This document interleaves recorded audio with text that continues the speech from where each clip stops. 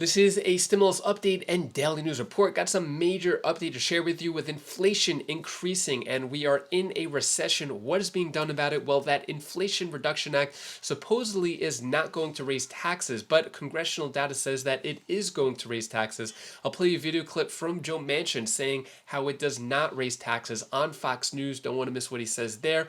Also, when it comes to stimulus checks, I'll talk about the $450 and $750 checks that are going out now, actually, and I'll give you some other more important updates as well. Hope you're having a terrific Tuesday. If you appreciate the fact-based, fast-paced updates, hit the like button down below. So Americans are anxious about a recession as inflation cuts into their spending power. So inflation is bad, and if we're in a recession, it's really just probably going to get worse.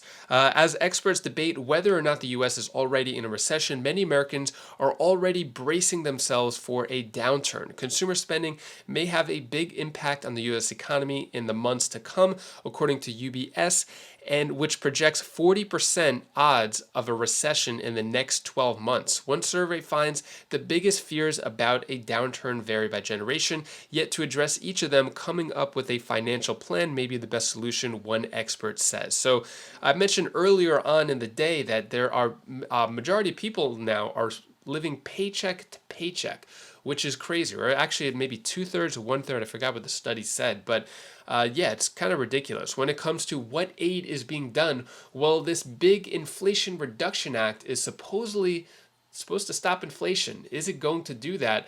Take a look at this video clip right here giving the overall synopsis of it. Senate Democrats rushing to pass their massive new spending bill. It includes hundreds of billions of dollars for climate change and health care. It would also raise taxes on corporations and the wealthiest of Americans. They're calling it the Inflation Reduction Act, and its fate appears to rest in the hands of the Arizona Senator Kyrsten Sinema. Her vote could essentially make or break the bill. Senator Sinema is a key swing vote, and so far, she's been silent about how she plans to vote. As we reported, the bill came together last week after Senator Joe Manchin finally threw his support behind it.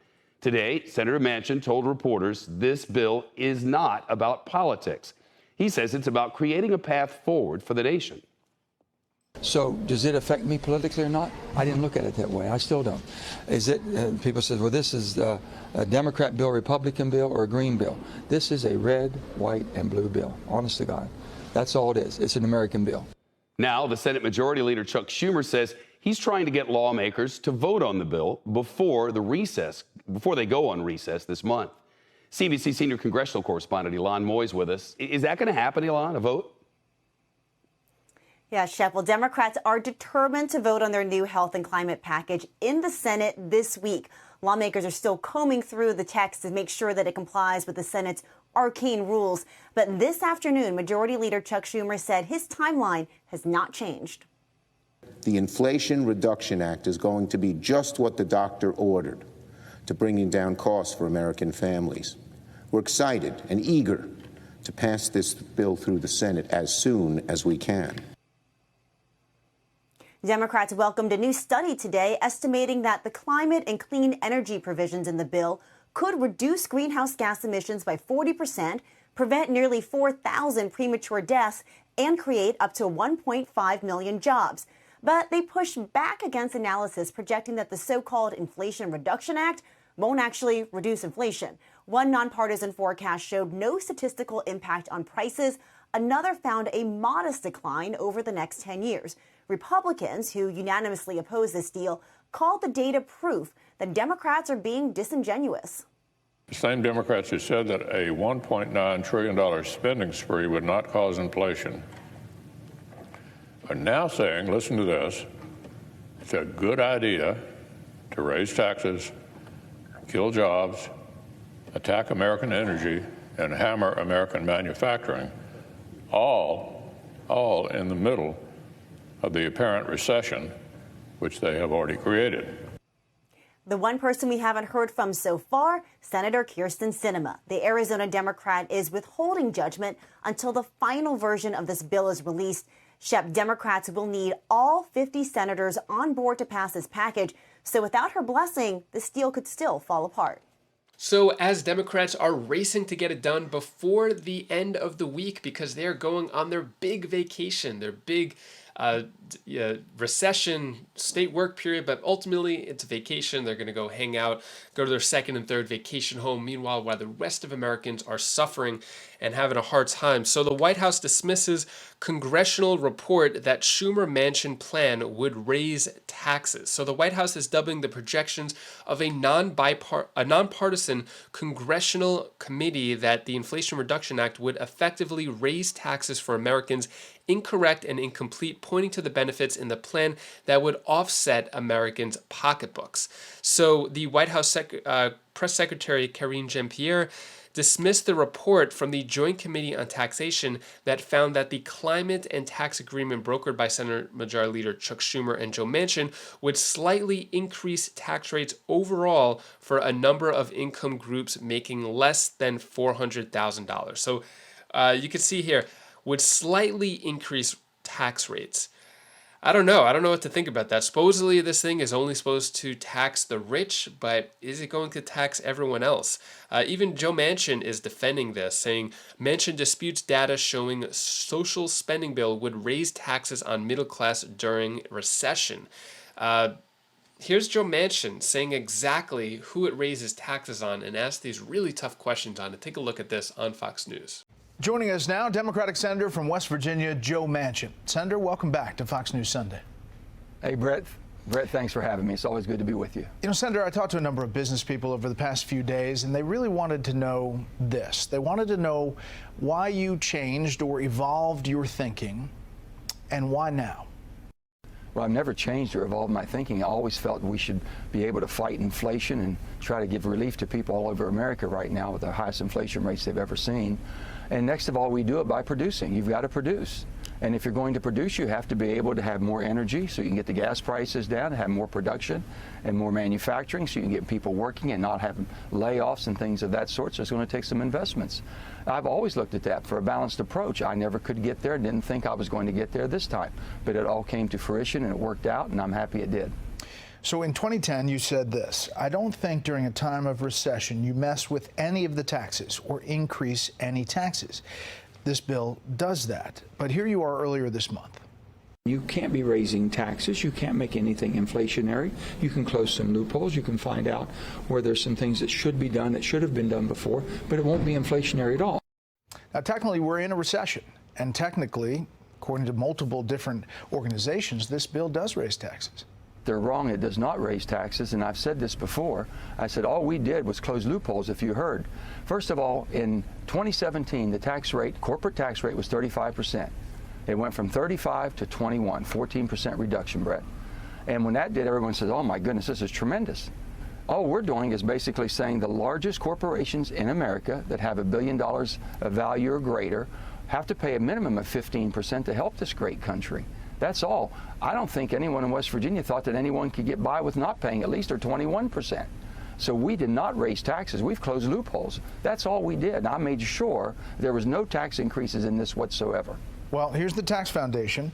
They say the proposed 15% minimum tax on corporate book income is the most economically damaging provision in the bill, reducing GDP by 0.1%, costing about 27,000 jobs. Here's Americans for Tax Reform. On the energy portion, the legislation would impose a regressive tax on oil and gas development based upon emission levels of methane during production, leading to higher energy bills for consumers and higher costs of everyday products. Are they wrong? We've worked with all those industries all the way through this piece of legislation on my side. All of my staff did. And when they're talking about the things they're talking about, that's not true at all. First of all, basically deterring people from making investments. We've had the absolute massive record profits for the last 2 years and the lowest amount of investment in capitalism as far as capital expenditures. That's because people don't have confidence in the government. They're basically strangled by the permitting processing. We're accelerating permit processing. We're doing all the things we can to make sure that we can get things to market as quick as humanly possible, get production back up, bring manufacturing back. We've done everything humanly possible here. This is an alt uptick. This is not a Republican or Democrat bill. It's not a green bill. This is a red, white, and blue bill. Brett, we've got one tremendous opportunity here to do something really, really monumental for our country. You know, so last year you said the American Rescue Plan, the COVID relief bill, would not cause inflation. Take a listen. You're spending $1.9 trillion, and that you may end up overheating the economy and causing inflation, sir. Well, I hope we don't. I don't think we will because, again, I've said we spread it out. We didn't throw it all at one time.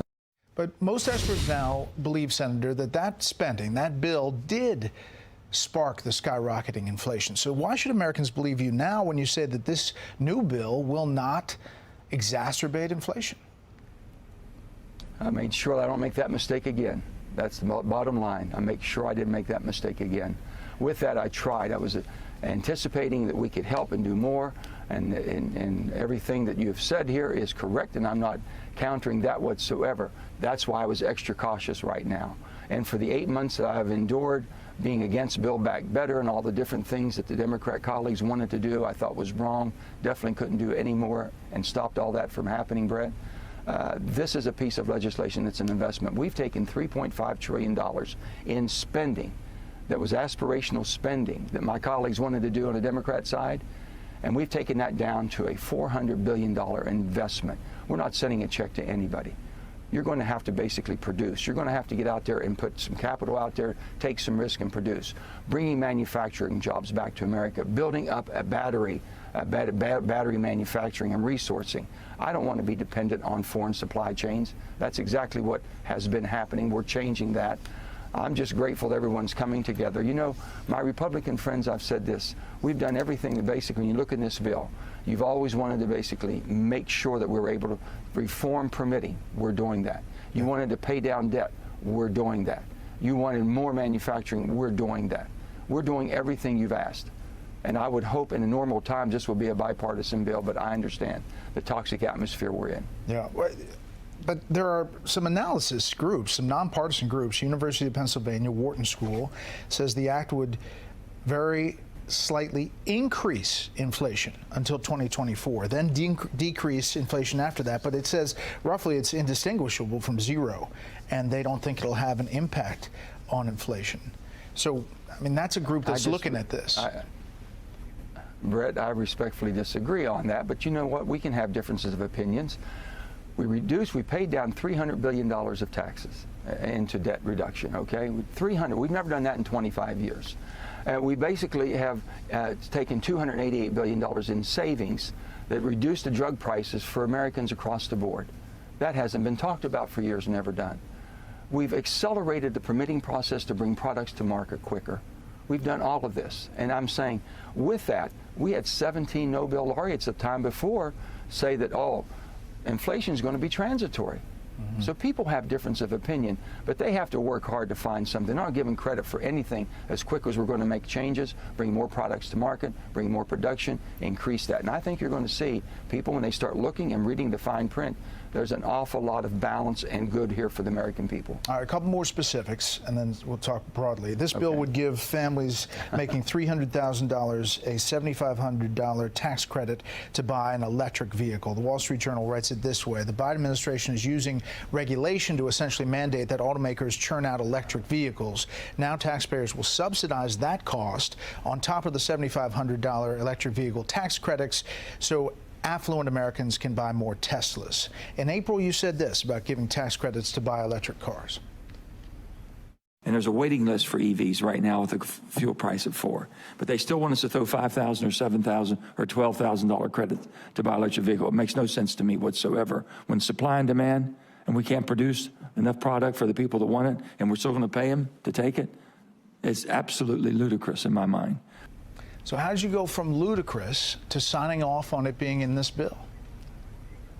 It's still ludicrous, Brett, if you're going to pay just for the sake of buying a car. The bottom line is that this is the first time in the history of our country that we're not self-sufficient within the transportation mode. We're depending on China for all the battery components, the anodes and cathodes. We don't do any of that. This bill here is based around battery manufacturing. If the battery and the critical minerals aren't sourced and processed and developed in North America, you don't get it. So if you want to mature that industry so we'll be self-sufficient again in transportation mode, this is the way to do it. We just didn't throw $7,500 out because you want to buy an electric car. And also we gave it for used vehicles so people going to work have a $4,000 credit, but that battery has to be sourced and produced in North America and all of our favored nations such as Australia. This is what we're looking for. We shouldn't be looking for Australia. We shouldn't be looking for China to make sure that they have a total stranglehold on us, and that's what we're trying to break. And we're going to break it as quickly as we can because we're incentivizing. So who do you believe here? What are your thoughts on Joe Manchin defending this Inflation Reduction Act?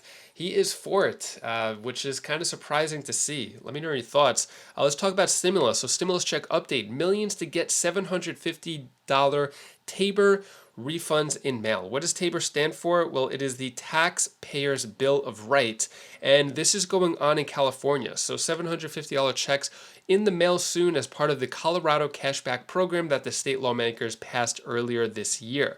So Colorado residents to get $750 checks. Those who filed their 2021 tax returns by December 31st, 2021. So if you were able to file it last year, then you could get the $750 and $1,500 stimulus check there. And then also the $450 check. So for stimulus check update 2022, new $450 payments already dropping for thousands of Americans. See if you're eligible. So this is going on in Florida for foster parents, relative caregivers, non-relative caregivers, families receiving TANF cash assistance, guardianship assistance program participants. So this is actually signed off by the governor of Florida, Ron DeSantis, with $450 checks going to those families. And yeah, but I think there should be more checks going out to those who are on SSI, SSDI, disability, veterans, those who are on fixed income, low income. Those groups of people too are suffering a lot. And not everybody has kids or families to benefit from these stimulus checks. So I think that there should be more checks giving out to broader amounts, especially those who are struggling the most in our country. But anyways, that is all the news that I have for you today to hopefully brighten your day a bit. Here's my daughter Bella's tip of the day. Oh, sorry guys, I didn't see that. Can I tell you something? What I want to do is go to the moon. I need to go to the moon. Never mind. What do you want? Tell me in the comments below and see what you want. If you want to do something, then accomplishment. Do what you want, because that after you get too old to not do what you want. Oh, bye. The moon, bye. Thank you so much for watching. Still struggling with this juice cleanse. Hopefully I feel better soon. I'm just drinking homemade juice that my wife makes for the next 3 or 4 days until Friday. And I keep thinking about the first meal I'm going to have. Hopefully you have a great rest of your day. If you want to check out any of my other videos, my other channels, you could click right up here, and I'll see you in the next video. Take care, be safe. Thank you for watching.